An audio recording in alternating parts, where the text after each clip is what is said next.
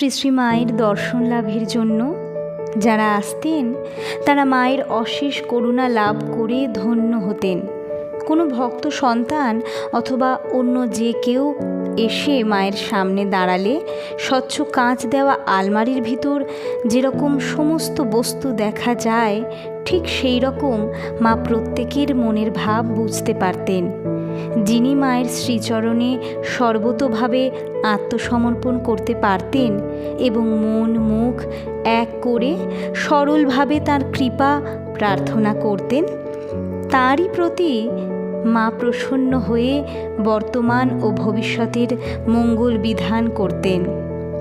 যিনি মন মুখ এক না করে শ্রী শ্রী মায়ের নিকট উপস্থিত হয়ে তার কৃপা প্রার্থনা করতেন, মা তার মনের সব ভাব বুঝতে পেরে হেসে কথাবার্তা বলে বিদায় দিতেন, অন্য কিছু বলতেন না।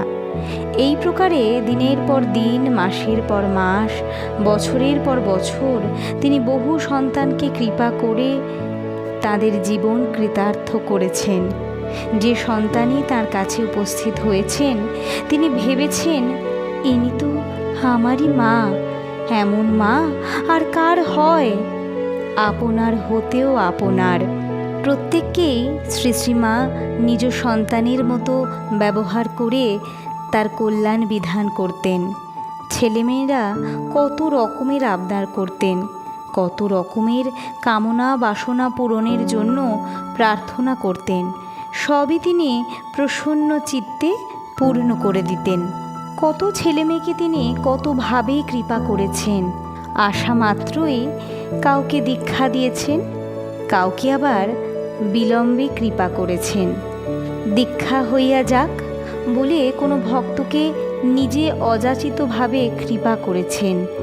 কোনো মহিলাকে অনেক কান্নাকাটি করার পর দীক্ষা দিয়েছেন। শ্রী শ্রী ঠাকুরের দেহাবসানের পর নিজ স্থূল দেহ পরিত্যাগের আগে পর্যন্ত এই দীর্ঘকাল শ্রী শ্রীমা বহু সন্তানকে কৃপা করেছেন। এমনকি অনেক বিবাহিত সন্তানকে সন্ন্যাস দীক্ষা দিয়ে চরিতার্থ করেছেন। স্বামী স্ত্রী উভয়কেই ত্যাগের প্রেরণা দিয়ে তাদের অশেষ মঙ্গল সাধনা করেছেন। বিবাহিত জীবনেও যে সন্ন্যাস নিয়ে স্বামী স্ত্রী উভয়ে ত্যাগ ও সংযমের পথে যেতে পারে তারই আদর্শ রেখে গিয়েছেন। বিবাহিত জীবন হলেই যে অসংযত হতে হবে তা অনুমোদন করেননি। আবার কোনো কোনো ক্ষেত্রে দেখা যায় স্বামী স্ত্রী উভয়ই বিদ্যমান।